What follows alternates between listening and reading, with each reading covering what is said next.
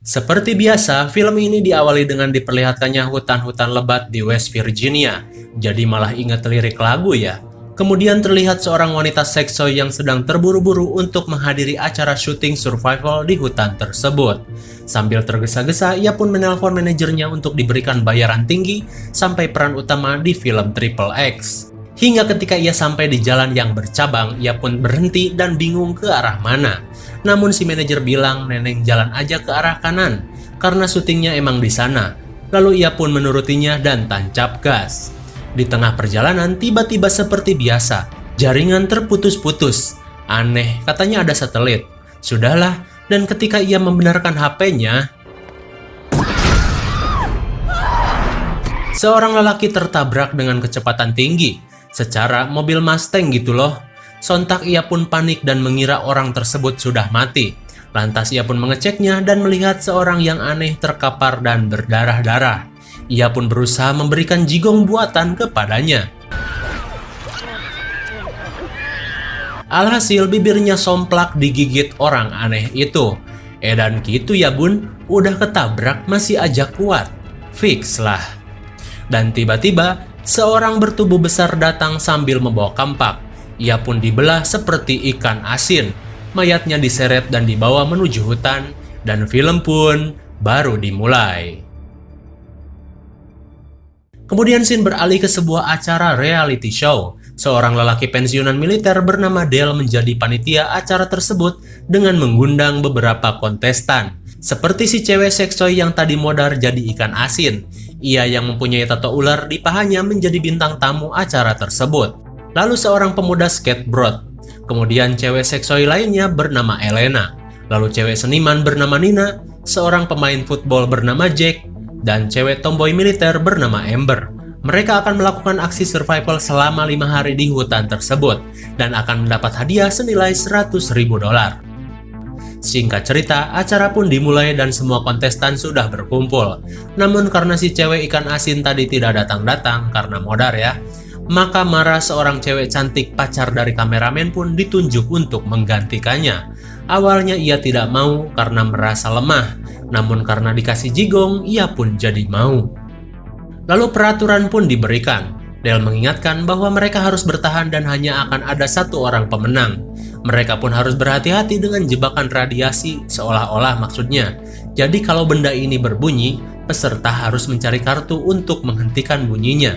Jika tidak, ia akan tereliminasi. Ya begitulah kira-kira.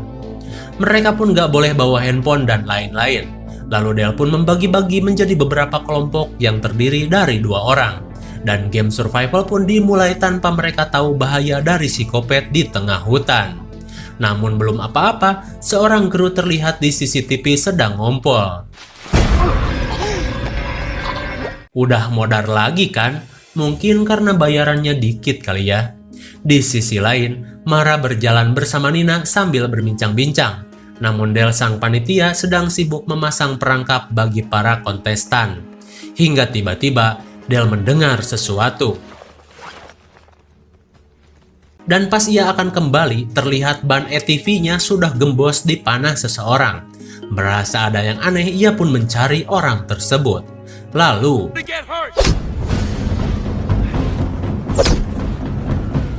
ia pun hampir saja terkena panah asmara, namun keberuntungan tidak bertahan lama.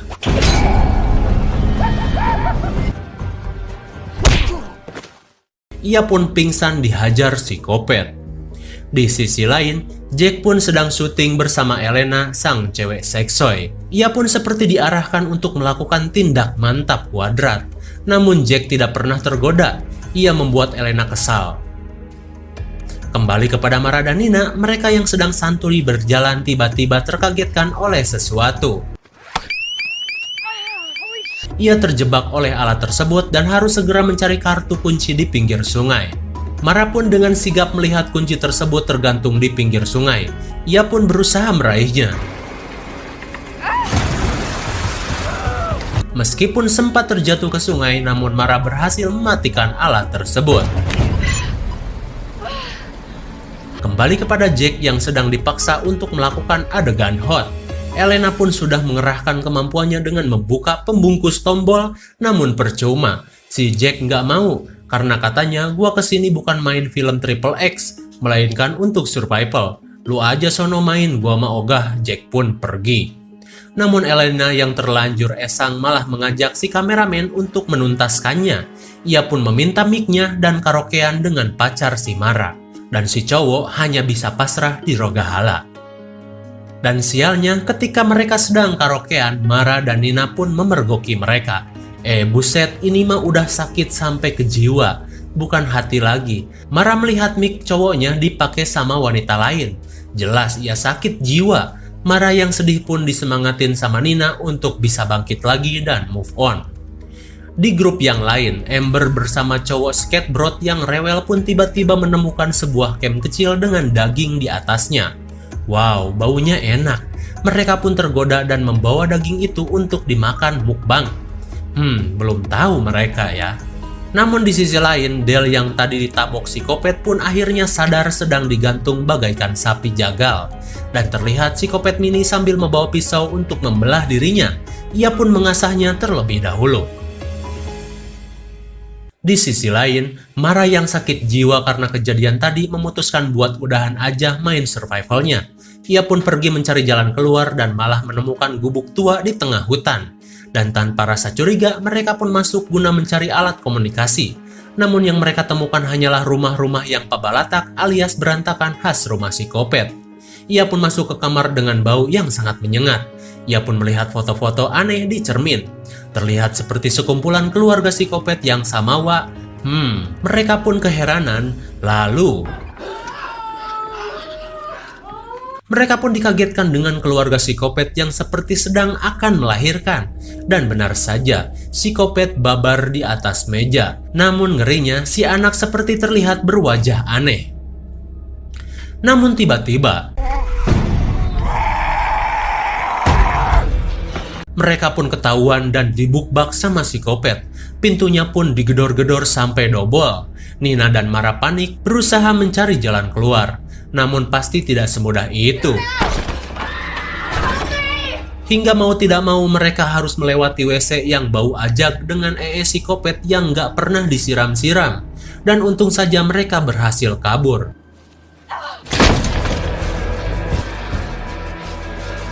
Mara dan Nina yang panik pun kabur ngabret seedan-edannya. Namun tiba-tiba kapak besar mendarat di kepala Mara. Oh tidak, cewek cantik harus modar. Ia pun dibawa oleh psikopat. Nina yang lagi ngacir kabur pun harus merelakan Mara yang tertinggal.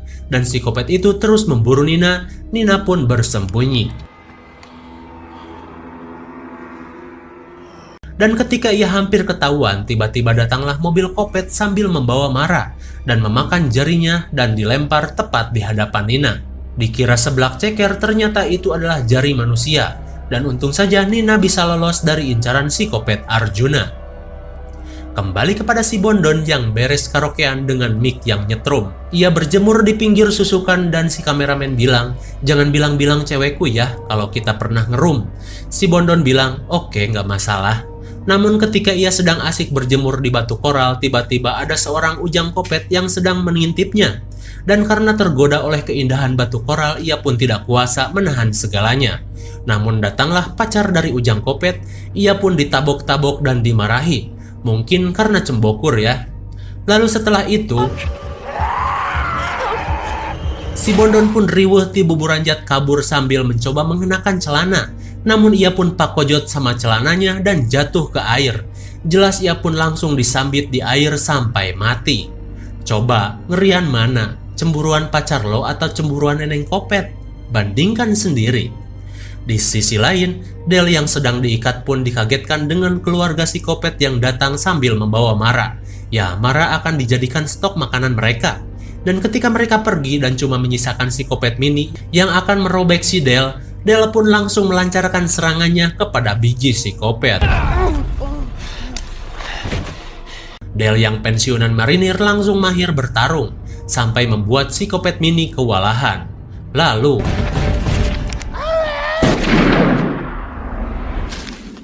senapan beruang mendarat di perut psikopat mini. One kopet down. Kembali kepada si kameramen penyewa mic karaoke. Ia yang mengetahui tidak ada siapa-siapa di mobil berusaha membenarkan CCTV yang rusak. Namun ternyata psikopat Arjuna pembawa panah sedang menghampirinya. Mobilnya pun dibegal psikopat dan ia pun dihajar habis-habisan. Di sisi lain, para kontestan yang menemukan daging di tengah hutan pun sedang asik mukbang sambil bercanda tawa. Hingga Nina datang dengan wajah ketakutan dan mengajak mereka segera pergi dari tempat ini. Mendengar cerita Nina, semua menjadi panik. Ditambah lagi ketika mereka menyadari daging tersebut adalah daging si Bondon di awal-awal scene. Karena ada tato ular di daging tersebut. Ih, gele sekali ya bun. Mereka pun utah. Lalu segera pergi dan menyadari ini bukan permainan lagi. Di sisi lain, Del yang berhasil lolos dari rumah jagal psikopat pun datang menghampiri gubuk tua yang dihuni oleh lelaki aneh. Ia pun masuk dan menodongkan senapannya, dan ternyata itu hanyalah kakek-kakek aneh dan tidak berbahaya. Mungkin ya. Del pun menjahit luka di perutnya sambil berbincang-bincang mengenai makhluk-makhluk aneh di hutan ini. Katanya, makhluk-makhluk itu adalah mutasi dari cairan kimia yang bocor di pabrik kimia 30 tahun lalu. Orang-orang pada mengungsi, namun keluarga itu tidak. Mereka bertahan di sana dan memiliki keluarga dari perkawinan saudara. Mengerikan sekali. Namun ketika Del selesai dan akan pergi, oh ternyata ia adalah kakek dari psikopat di sana. Ia pun bertarung dengan Del, lalu ia pun menyelipkan dinamit di cangcutnya. Dan tanpa ia sadari, kakek itu pun bucat terkena ledakan di cangcutnya, 2 kopet down. Di sisi lain, para survivor yang tersisa pun mengendap-endap di hutan dan menemukan ada sepasang sejoli sedang beradegan haredang. Dikira ia diperkawas, ternyata itu adalah sepasang psikopat. Mereka pun seketika diserang. Ujang kopet terjatuh namun ia tetap kuat. Dan ketika ia akan ditombak, Neneng Kopet menangkapnya dengan lihai. Dan gitu ya, mereka pun kabur dan kembali dikejar-kejar. Mereka pun terpisah menjadi 2 kelompok. Jack bersama Nina dikejar-kejar Neneng Kopet yang menggunakan senjata F kuadrat. Dan mereka pun tidak punya pilihan lain selain melompat dari tebing. Di sisi lain, Del pun mempersiapkan senjata-senjatanya dengan anak panah yang diikat dengan dinamit. Ia pun mencemong-cemongkan mukanya biar mirip si Rambo. Lalu kemana si Skateboard Boy dan Amber? Oh ternyata mereka sedang asruk-asrukan di tengah hutan bingung mencari arah dan tujuan. Hingga tiba-tiba si Skateboard Boy jatuh dan terjebak jebakan menggantung. Ia pun berusaha ditolong Amber, namun ia pun sama-sama kejebak. Dan dari dalam hutan datanglah Ujang Kopet bersama si Kopet Arjuna. Mereka pun akan dipanah. Namun si Kopet Arjuna ingin Ujang Kopet menjadi si Kopet yang GG. Ia pun memberikan panahnya kepada si Ujang. Alhasil, Amber dan Skateboard Boy pun mati terpanggang panah asmara di matanya. Ujang Kopet pun meminum darahnya dengan sangat bersemangat. Kembali kepada Nina dan Jack. Ia yang selamat dari terjun bebas akhirnya sampai di sebuah pabrik kimia tua. Dan ternyata mungkin inilah penyebab mereka semua bermutasi. Namun Jack dan Nina nggak tahu apa-apa, mereka pun masuk. Dan ketika mereka sedang mencari benda-benda yang bermanfaat, tiba-tiba terdengar suara psikopat. Oh my god, ternyata ini adalah markas mereka. Dengan banyaknya mobil yang terparkir di sini, menandakan mereka sudah melakukan hal tersebut selama bertahun-tahun. Melakukan pembegalan kepada manusia. Dan ketika mereka memeriksa mobilnya, tiba-tiba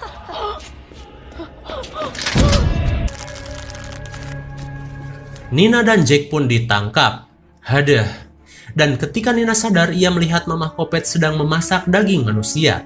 Dan terlihat keluarga psikopat yang samawa di ruangan itu. Hingga ketika makanan sudah matang, Nina pun diajak makan bersama di meja bersama para psikopat. Iyuh, gele sekali ya. Dan adegan ini mengingatkan kita kepada gameplay Resident Evil 7. Di keluarga Breaker, RE7 terinspirasi dari adegan ini. Nina pun dipaksa makan daging manusia. Di saat yang bersamaan, untung saja si Kapten Del datang dan mengalihkan perhatian mereka. Del pun memancing anak-anak kopet itu dan memberikan mereka hadiah petasan.